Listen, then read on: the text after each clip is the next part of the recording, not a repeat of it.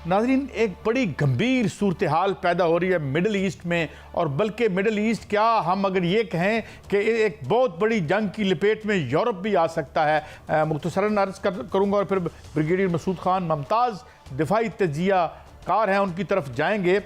रूस ने भी जो एक हमले की धमकी दे दी है, इन केस अगर लॉन्ग रेंज मिसाइल्स जो हैं वो इस्तेमाल होते हैं मॉस्को पर हमले के लिए, तो फिर क्या ये जंग जो है वो फैल जाएगी पूरे यूरोप तक। और दूसरी बात ये कि ईरान और लबनान के पास शायद अब कोई ऑप्शन नहीं छोड़ा उन्होंने, और चीन ने अपने तमाम जो नेशनल्स हैं उनको इजराइल छोड़ने के लिए कह दिया है। किस किस्म की गंभीर सिक्योरिटी सूरत हाल पैदा हो रही है। हमारे साथ मौजूद हैं ब्रिगेडियर मसूद खान साहब, बहुत शुक्रिया आपके वक्त के लिए। मैं इन दोनों बातों के हवाले से चाहूँगा ब्रिगेडियर साहब कि ये इसको बड़ा लाइट लिया जा रहा है, मगर कुछ एनालिस्ट कह रहे हैं कि the world is on the brink of a third world war, low intensity तो हो रही है, तो क्या ऑल आउट वार का खतरा है? इस तरह का पागलपन हो सकता है जिस तरह ज़ेलेंस्की और नेतन्याहू चाह रहे हैं? जी हाँ, देखिए मेरे ख्याल में सिचुएशन बड़ी सीरियस होती जा रही है, बहुत इन मिडिल ईस्ट और रशिया यूक्रेन के हिसाब से।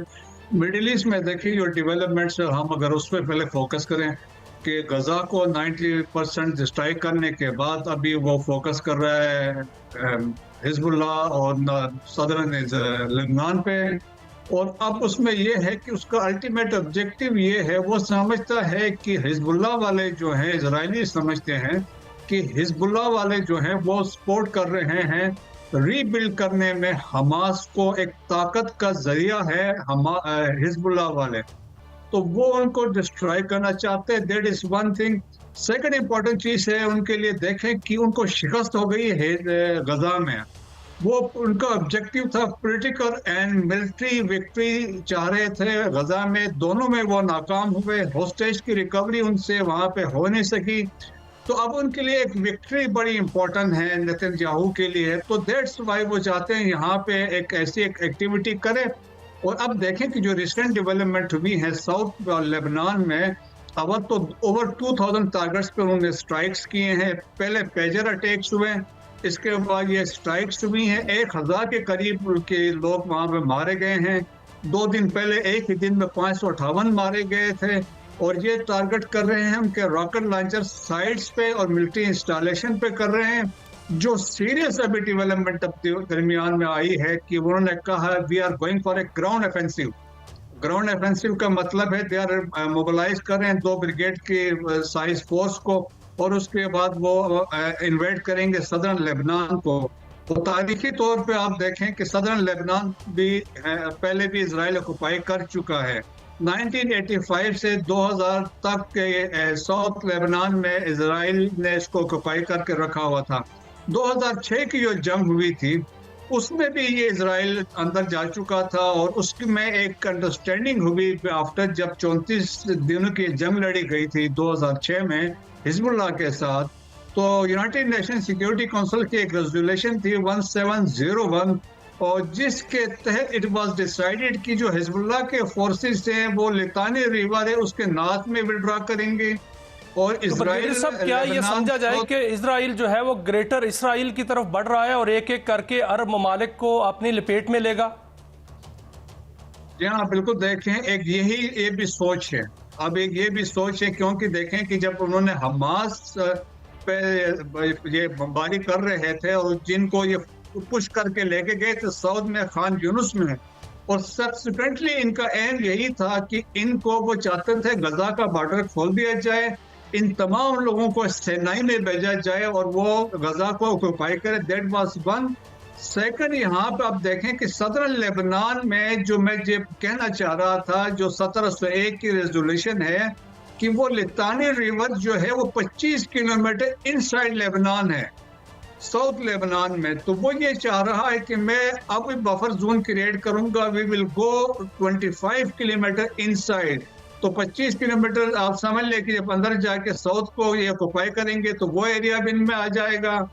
गोलान हाइट्स पहले से इनके पास है, तो एक यकीनन लोग ये भी सोच रहे हैं कि एक ग्रेटर इजराइल वाला कंसेप्ट इनमें है, अच्छा ब्रिगेडियर साहब, मैं एक और एंगल से आपसे पूछना चाहता हूं, एक रैग टैग जैसे टैग आर्मी कहते हैं हमास की, वो उसको तो फतह कर नहीं सके।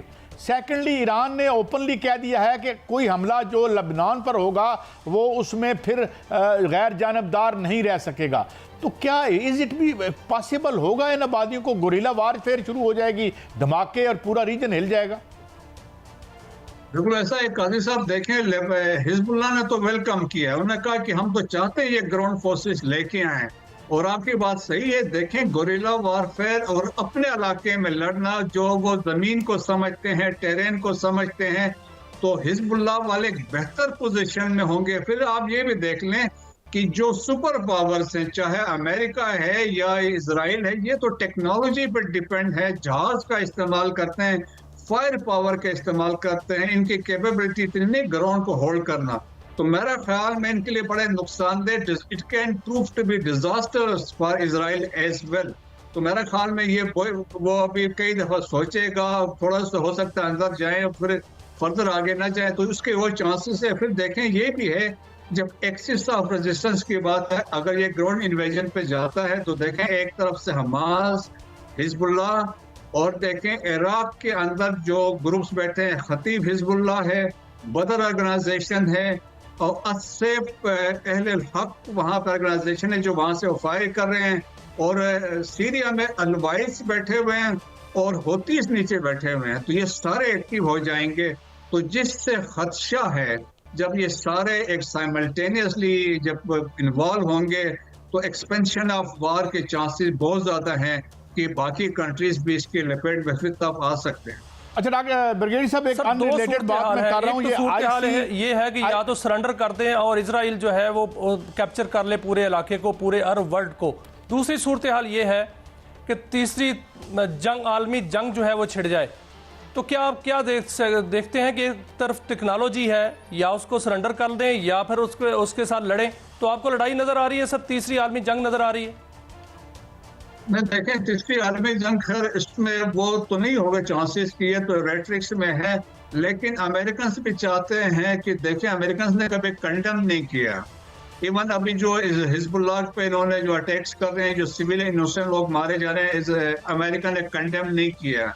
वो तो चाहते हैं, क्योंकि देखें ये तो अमेरिका के भी दुश्मन है ना, एक्सिस ऑफ रेजिस्टेंस हो चाहे ईरान हो, तो अमेरिकन भी चाहते हैं इनको मार पड़े। फिर दूसरा ये भी है कि अमेरिकन की जो वेपन्स की सेल है वो तो इनको सप्लाई लाइन जारी है, तो वो फैक्ट्रियां उनकी वो भी चल रही, तो वो कंटिन्यूटी इसमें है। फिर देखें, अमेरिकन इलेक्शंस हो रहे हैं 5 नवंबर को, फिर उन्हें ये साबित करना है कौन ज्यादा इजराइल के नजदीक है। आपने बाइडेन के स्टेटमेंट देखे, कमाला हैरिस की भी स्टेटमेंट देखे, और इसके बाद ट्रम्प की भी देखे, सब इजराइल को सपोर्ट कर रहे हैं, वो ज्यूइश लॉबी को खुश करने के लिए। सो एक किस्म की नेशनल इंटरेस्ट की गेम इसमें आई हुई है। ब्रिगेडियर साहब, एक और अहम बात जो एक आपने बहुत बड़ी खबर दी थी मेरे पिछले प्रोग्राम में, वो ये थी कि वो जो एक हाइपरसोनिक मिसाइल इस्तेमाल किया हौसीज ने, या हौतीज जिसे हम कहते हैं, और उसका नाम नहीं लिया गया। और सेकेंडली पुतिन ने कह दिया कि वो तमाम ईरानियन प्रॉक्सीज को will arm them to the teeth, ताकि वो इधर प्रेशर उसका कम हो सके। तो ये कहानी कहाँ तक पहुंची है? क्या रशिया असला सप्लाई कर रहा है टेसिटली या ओपनली इन प्रॉक्सीज को? ये जी लेटेस्ट जो है, ये आज की खबर है, बल्कि मेरे ख्याल में ये चंद घंटे पहले की खबर थी कि एक सीक्रेट डील साइन की है बिटवीन ईरान और रशिया ने, और वो हौतीस को एंटी सबमरीन जो मिसाइल्स और दूसरे शिप्स को स्ट्राइक करने के मिसाइल्स की एग्रीमेंट अंडरस्टैंडिंग इनकी हो गई है, वो इनको सप्लाई कर रहे हैं। और देखिए, हौतीस भी ज़्यादा पावरफुल है, उनके पास तो लॉन्ग रेंज वेपन्स मिसाइल्स भी हैं, उनके पास एयर पावर भी है, और दूसरा जो है तो वो मेरा ख्याल में वो फिर जो रेड सी के अंदर वो दे कैन स्ट्राइक है, और इजराइल को भी स्ट्राइक कर सकते हैं। और फिर देखें, मेरे ख्याल में कि एक सिचुएशन जिस तरीके से, और फिर हिजबुल्लाह देखें ना, हिजबुल्लाह ने तो अपनी ताकत अभी तक रिवील नहीं की है। उनके पास तकरीबन 2 लाख के करीब मिसाइल हैं, 1.5 लाख के करीब उनकी आर्मी है। तो मेरे ख्याल में ये आसान नहीं है। अब जिस तरह आपने कहा ना कि हमास वाले तो रेग टेक मलेशिया थे, ये बहुत ज्यादा ऑर्गेनाइज्ड हैं। बहुत शुक्रिया ब्रिगेडियर मसूद खान साहब।